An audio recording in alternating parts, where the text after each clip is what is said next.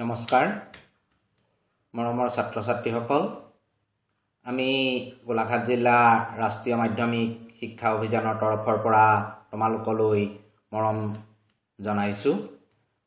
মই doctor Debajit Barua Dergaon higher ছেকেণ্ডেৰীৰ ভূগোল বিজ্ঞান বিভাগৰ বিষয় শিক্ষক। আমি তোমালোকৰ সুবিধাৰ বাবে ক্লাছবিলাক ইউটিউব প্ৰক্ৰিয়াৰ জৰিয়তে তৈয়াৰ কৰিবলৈ চেষ্টা কৰিছোঁ। তোমালোকে এইবিলাক চাবা আৰু কিছু পৰিমাণে জ্ঞান আহৰণ কৰিব পাৰিবা বুলি আমি ধাৰণা কৰিছোঁ। লগত কিন্তু তোমালোকে নিজৰ যিখন টেক্সট বুক সেইখন কিন্তু সম্পূৰ্ণৰূপে পঢ়িবলৈ চেষ্টা কৰিবা বা পঢ়িবা। এতিয়া আমি উচ্চতৰ মাধ্যমিক দ্বিতীয় বৰ্ষৰ প্ৰথমটো ইউনিটৰ প্ৰথম লেচনটো আছে definition, scope and subject matter of human geography, সংজ্ঞা, পৰিসৰ আৰু ভূগোল বিজ্ঞানৰ বিষয়বস্তু। এই সম্পৰ্কে আমি কিছু কথা আলোচনা কৰিম। প্ৰথম কথা হৈছে ভূগোল কি? ভূগোল হৈছে সমাজ বিজ্ঞানৰ এক অংগ। বহুকেইজন পণ্ডিতৰ মতে ভূগোল এক সম্পূৰ্ণ বিজ্ঞান।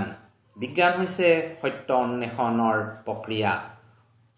আকৌ ভূগোল হৈছে স্থান আৰু কালৰ পৰিসৰত অধ্যয়ন আগুৱাই নিয়া বিজ্ঞান। গ্ৰীক সভ্যতাৰ পণ্ডিত এৰিষ্টটল, প্লেটো, হোমাৰ, এনেক্সিমেণ্ডাৰ আদিয়ে ভূগোল নামৰ বিষয়টোৰ অধ্যয়ন প্ৰক্ৰিয়া আৰম্ভ কৰিছিল। গ্ৰীক পণ্ডিত এৰিষ্ট'স্থেনিছ হ'ল ভূগোল বিজ্ঞানৰ পিতৃ। তেওঁৱেই প্ৰথমতে জিঅ'গ্ৰাফী শব্দটো ব্যৱহাৰ কৰিছিল।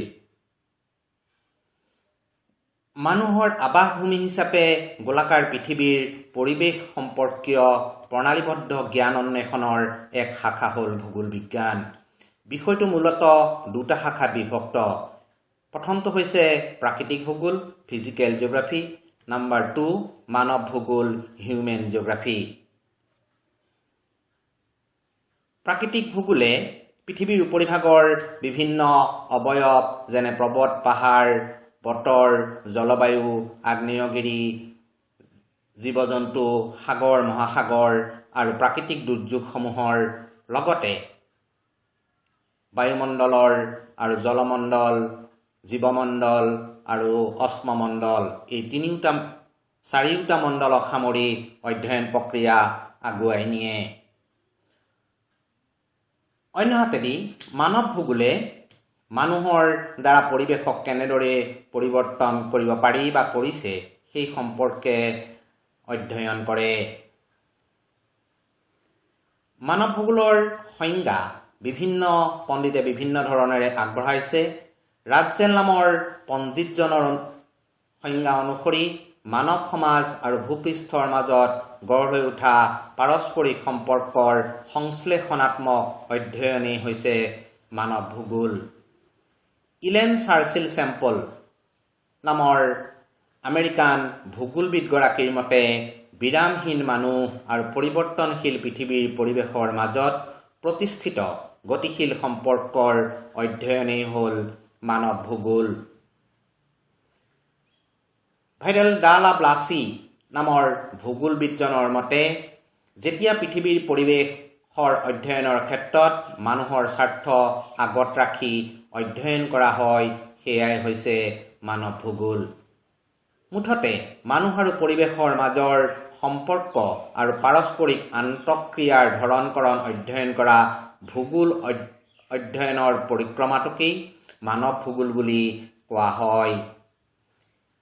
এতিয়া এই মানৱ ভূগোলৰ লগত অতি ঘনিষ্ঠভাৱে জড়িত এটা শব্দ হৈছে পৰিৱেশ বা এনভাইৰনমেণ্ট। এতিয়া আমি জানিব লাগিব পৰিৱেশ কি। যিকোনো বস্তুৰ চৌপাশৰ অৱস্থাই হৈছে পৰিৱেশ। পৰিৱেশ দুই প্ৰকাৰৰ, প্ৰাকৃতিক পৰিৱেশ আৰু মানৱ সৃষ্ট বা সাংস্কৃতিক পৰিৱেশ।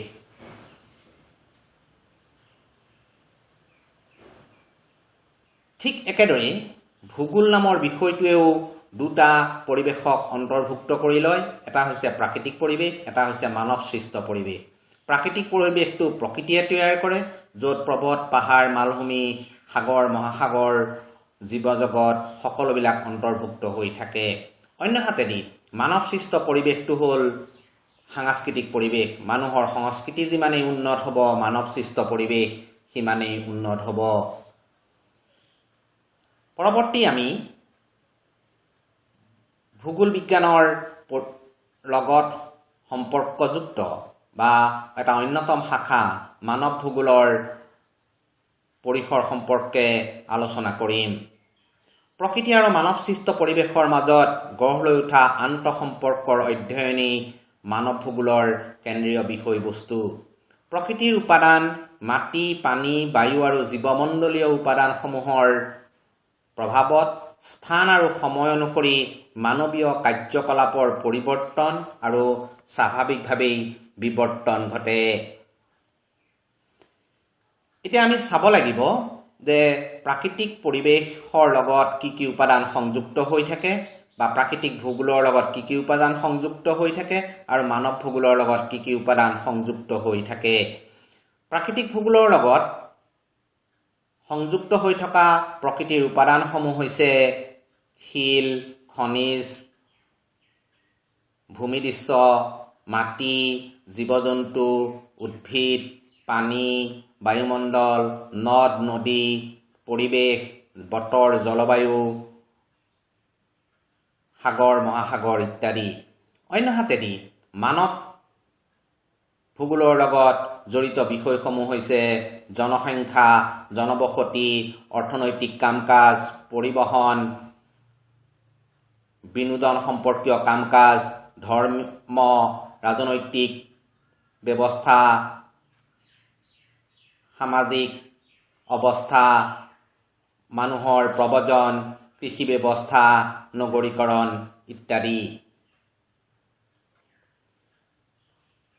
প্ৰাকৃতিক পৰিৱেশলব্ধ সম্পদ আৰু সুবিধা অসুবিধাসমূহৰ লগত সম্পৰ্ক ৰক্ষা কৰি বিভিন্ন অঞ্চলত বিভিন্ন সময়ত গাঁও, নগৰ, উদ্যোগ, বাণিজ্য, জনবসতি আদি কাৰ্যকলাপ আৰু সাংস্কৃতিক সৃষ্ট অৱয়ব গঢ় লয়। এই কাৰ্যসমূহৰ প্ৰকাৰ্য স্থানীয়, আঞ্চলিক আৰু গোলকীয় পৰিসৰত মানুহৰ অৰ্থনীতি, বিজ্ঞানৰ উন্নয়ন আৰু পৰিৱেশ অনুসৰি পৰিৱৰ্তন হয় বা বেলেগ বেলেগ হয়। প্ৰাকৃতিক পৰিৱেশৰ পৰিৱৰ্তনে মানুহৰ কৰ্মপন্থাৰ পৰিৱৰ্তন ঘটায়। এনেদৰে মানুহ আৰু পৰিৱেশৰ মাজত প্ৰতিষ্ঠিত সম্পৰ্কটো ক্ৰমে জটিলৰ পৰা জটিলতৰ হৈ গৈ থাকে। এই সকলোবিলাকৰ সামগ্ৰিক অধ্যয়ন পৰিক্ৰমাটোৱেই হ'ল মানৱ ভূগোলৰ প্ৰকৃতি আৰু পৰিসৰ, অৰ্থাৎ মানৱ ভূগোলক মানুহক আটাইতকৈ বেছি গুৰুত্ব দি পৰিৱেশক অধ্যয়ন কৰা হয়। এতিয়া মানৱ ভূগোলৰ লগত কেইটামান বিষয়বস্তু জড়িত হৈ আছে। মানুহ আৰু পৰিৱেশৰ সম্পৰ্ক, তাৰ ক্ষেত্ৰত যদি আমি চাওঁ সেইকেইটাক আমি মানৱ ভূগোলৰ অধ্যয়ন পন্থা বুলি ক'ম। প্ৰথমটো হৈছে এনভাইৰনমেণ্টেল ডিটাৰমিনিজিম, পৰিৱেশ নিৰ্ণয়বাদ বা পাৰিপাৰ্শ্বিকতাবাদ, আৰু দ্বিতীয়টো হৈছে এনভাইৰনমেণ্টেল পচিবিলিজিম, পৰিৱেশ সম্ভাৱনাবাদ। মানুহ আৰু পৰিৱেশৰ মাজৰ সম্পৰ্কৰ বিশ্লেষণ। মানুহ আৰু প্ৰকৃতিৰ মাজত ব্যতিক্ৰমধৰ্মী আন্তঃসম্পৰ্কৰ অধ্যয়নেই হ'ল মানৱ ভূগোল। মানৱ ভূগোল অধ্যয়নৰ ক্ষেত্ৰত প্ৰাথমিকভাৱে দুটা দৃষ্টিভংগী বা পন্থা বিবেচনা কৰা হয়। প্ৰথমটো হৈছে পৰিৱেশ নিৰ্ণয়বাদ বা পাৰিপাৰ্শ্বিকতাবাদ, এনভাইৰনমেণ্টেলিজিম এনভাইৰনমেণ্টেল ডিটাৰমিনিজিম। দ্বিতীয়টো হৈছে সম্ভাৱনাবাদ, এনভাইৰনমেণ্টেল পচিবিলিজিম অৰ পচিবিলিজিম। এই দুটাৰ ভিত্তিত পৰৱৰ্তী সময়ত বহুকেইটা অধ্যয়নৰ পন্থা গঢ় লৈ উঠে। সেইকেইটাৰ ভিতৰত নব্য নিৰ্ণয়বাদ, নিঅ' ডিটাৰমিনিজিম, আৰু এই নব্য নিৰ্ণয়বাদক কিছু পৰিমাণে পৰিৱৰ্তন ঘটাই মধ্যম মাৰ্গ বা গতি আৰু জ্যোতিধৰ্মী নিৰ্ণয়বাদ, ষ্টপ এণ্ড গ' ডিটাৰমিনিজিম নামৰ অধ্যয়নৰ পন্থা বা দৃষ্টিভংগী প্ৰতিষ্ঠা কৰা হয়। এতিয়া আমি চাব লাগিব পৰিৱেশ নিৰ্ণয়বাদ কাক কয়। স্বাভাৱিকভাৱে মানুহ প্ৰাকৃতিক পৰিৱেশৰ দ্বাৰা নিয়ন্ত্ৰিত হৈ আহিছে। পৃথিৱীৰ বিভিন্ন অঞ্চলৰ মানুহৰ কাম কাজৰ মাজত বিভিন্ন প্ৰভেদ দেখা যায়। তাৰ মূলতেই হৈছে প্ৰাকৃতিক পৰিৱেশ। এই ক্ষেত্ৰত প্ৰকৃতিৰ বন্ধুৰতা, জলবায়ু, নদ নদী, প্ৰাকৃতিক সম্পদ আদিয়ে প্ৰভাৱ বিস্তাৰ কৰে। মানৱ ভূগোলৰ এই প্ৰক্ৰিয়াৰে কৰা চিন্তা চৰ্চাক পৰিৱেশ নিৰ্ণয়বাদ বা পাৰিপাৰ্শ্বিকতাবাদ বা নিৰ্ণয়বাদ বুলি কোৱা হয়। এই মতবাদৰ সমৰ্থকসকলৰ ভিতৰত এৰিষ্টটল, ষ্ট্ৰেবো, মণ্টোবা, Ellsworth Huntington, Immanuel Kant, Halford Mackinder, W.M. Davis, Robert Mill অন্যতম। অৰ্থাৎ এই ক্ষেত্ৰত প্ৰকৃতিক প্ৰাধান্য দিয়া হয়। প্ৰকৃতিয়ে মানুহৰ কাম কাজ নিয়ন্ত্ৰণ কৰে বুলি বিবেচনা কৰা হয়। মানুহ তাত গৌণ হৈ থাকে। পৰৱৰ্তী যিটো মতবাদ আছে সেইটো হৈছে সম্ভাৱনাবাদ। দ্বিতীয় বিশ্বযুদ্ধৰ সময়ছোৱাত মানুহৰ বুদ্ধিমত্তাই প্ৰাকৃতিক পৰিৱেশক ধ্বংস কৰাত ভূগোলবিদসকলে এক নতুন অভিজ্ঞতা আহৰণ কৰে। সেই সময়লৈকে হোৱা বিজ্ঞান আৰু প্ৰযুক্তিবিদ্যাৰ উন্নয়নে মানুহৰ দ্বাৰা প্ৰকৃতিৰ নিয়ন্ত্ৰণ ৰেখা অতিক্ৰম কৰি পৃথিৱীত এটা মানৱ সৃষ্ট পৰিৱেশ সৃষ্টি কৰি ইয়াক বহুদূৰ আগুৱাই নিয়ে। দ্বিতীয় মহাযুদ্ধৰ ধ্বংসাত্মক অৱস্থাই সেই সময়ৰ মানৱ ভূগোলবিদসকলক পাৰিপাৰ্শ্বিক নিৰ্ণয়বাদৰ প্ৰাসংগিকতা ক্ৰমে অস্বীকাৰ কৰিবলৈ বাধ্য কৰে।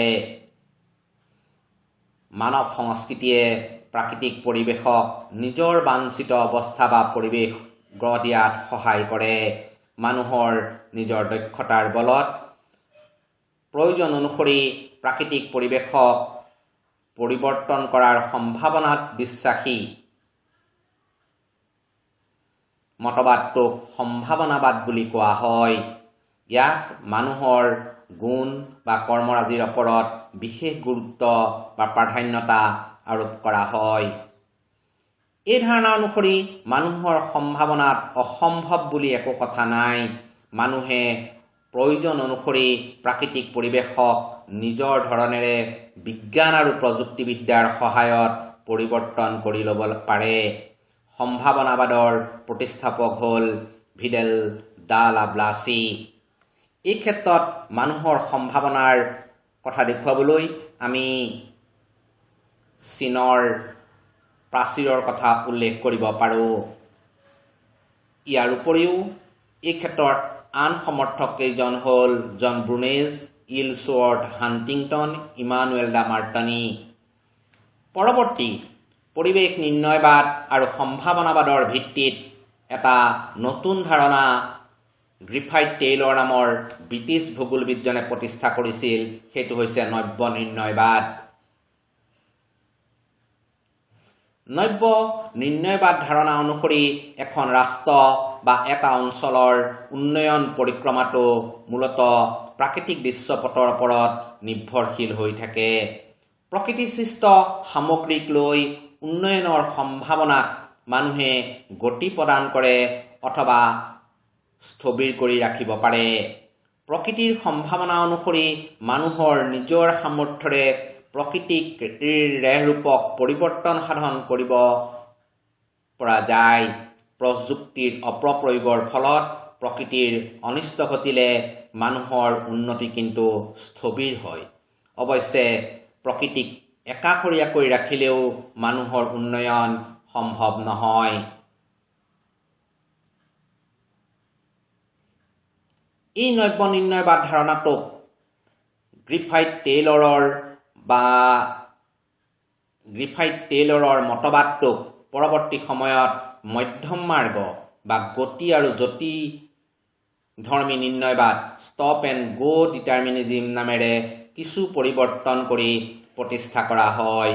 এই ধাৰণা অনুসৰি মানুহ পৰিৱেশৰ দ্বাৰা পৰিচালিত হোৱাৰ লগতে মানৱীয় গুণ, বিজ্ঞান আৰু প্ৰযুক্তিৰ দ্বাৰা প্ৰাকৃতিক পৰিৱেশ পৰিচালিত কৰি মানুহে নিজৰ ধাৰণাৰে উন্নয়ন আগুৱাই লৈ যায়। ইয়াক উত্তৰ আধুনিক যুগীয় দৃষ্টিভংগী বুলিও কোৱা হয়। মৰমৰ ছাত্ৰ ছাত্ৰীসকল, তোমালোকক প্ৰথম যিটো ইউনিট সেই ইউনিটটোৰ এই কথাখিনি অৱগত কৰিলোঁ।